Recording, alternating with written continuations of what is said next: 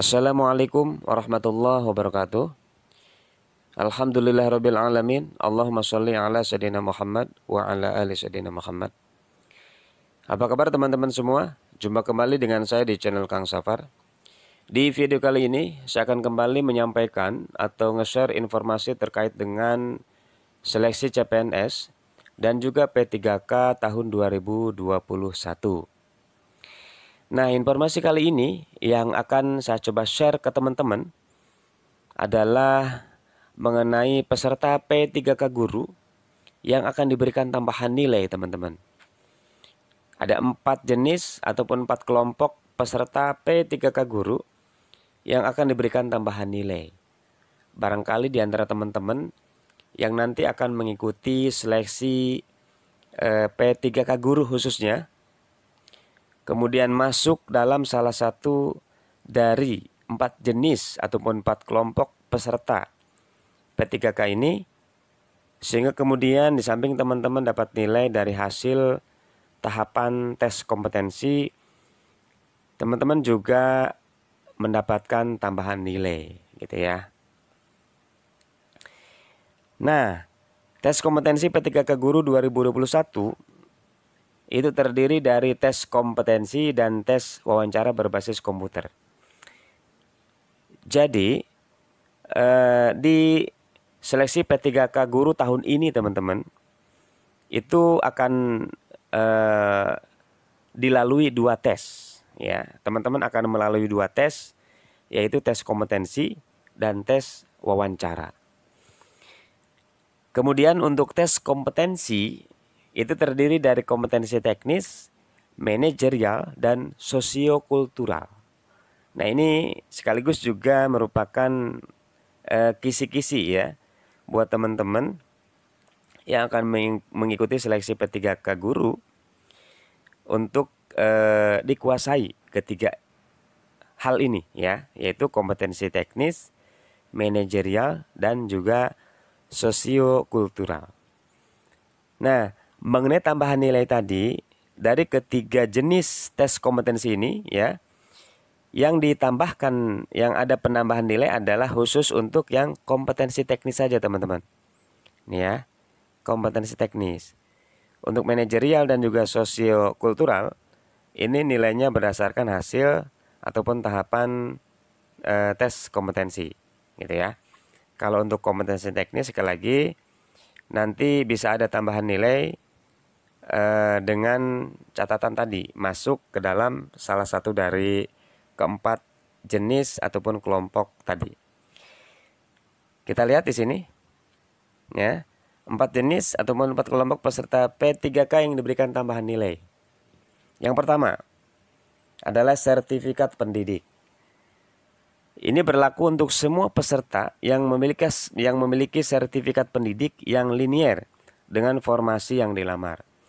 Jadi kalau teman-teman yang nanti akan mengikuti seleksi P3K Guru ya di tahun ini, teman-teman misalkan sudah punya sertifikat pendidik, lalu mengambil formasinya sesuai dengan sertifikat juga, maka akan ada tambahan nilai, teman-teman.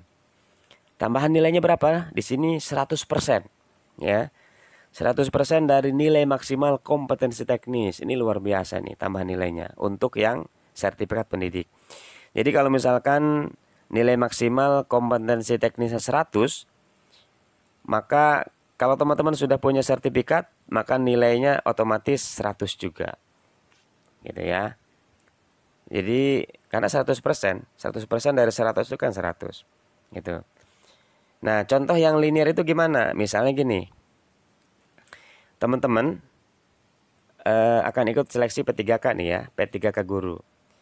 Saat ini teman-teman sudah punya sertifikat pendidik. Sertifikatnya misalnya sertifikat mata pelajaran PAI. Formasi yang diambilnya PAI juga. Nah, itu linear gitu ya.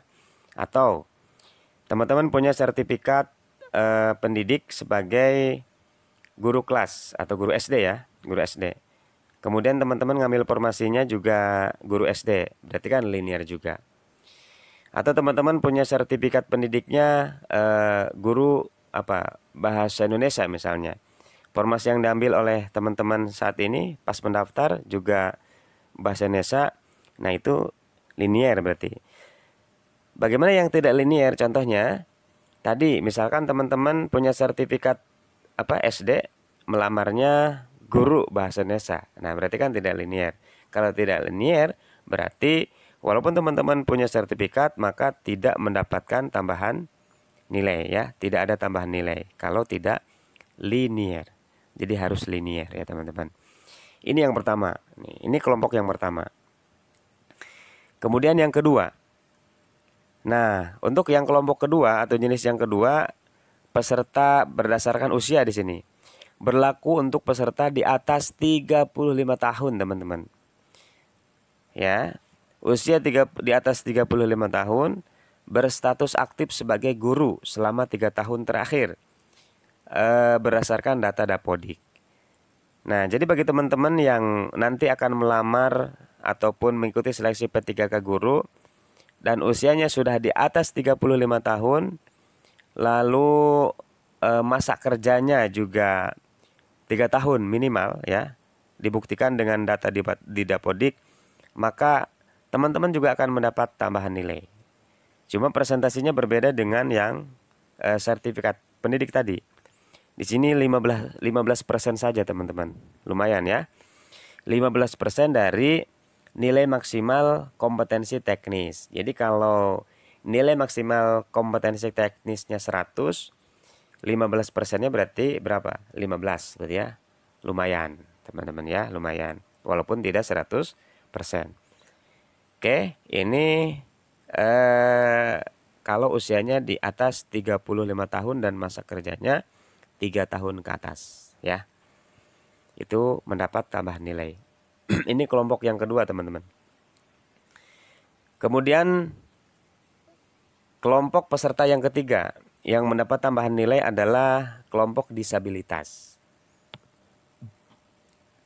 Kriteria guru yang bisa melamar akan disiapkan oleh Kemendikbud. Verifikasi akan dilakukan Kemendikbud dengan metode verifikasi video. Jadi harus dibuktikan dengan video untuk yang disabilitas ya, atau berkebutuhan khusus. Ini juga kalau yang disabilitas ini ikut melamar di seleksi P3K guru ya, maka nanti akan ada tambahan nilai juga. Di sini besarannya berapa? Besar tambahannya 10% dari nilai maksimal kompetensi teknis. 10%. Kalau 100, 10% dari 100 adalah 10 ya. Begitu. Ini kelompok yang ketiga. Kemudian kelompok yang keempat, teman-teman, yang mendapat tambahan nilai adalah guru honorer K2. Guru honorer K2.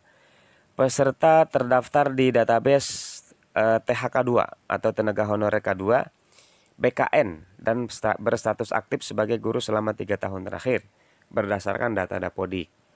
Nah, jadi kalau teman-teman yang akan melamar atau mengikuti seleksi P3K guru, kebetulan teman-teman misalkan masuk honorer K2 ya, dibuktikan dengan database segala macam lah ya, lalu juga aktif sebagai guru atau masa kerja 3 tahun minimal terakhir, dibuktikan dengan data di Dapodik. Maka teman-teman juga akan mendapat tambahan nilai. Ini tambahannya 10% dari nilai maksimal kompetensi teknis ya. Ini juga lumayan, teman-teman. Ya.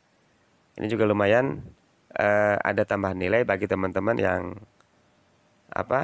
masuk dalam honorer K2.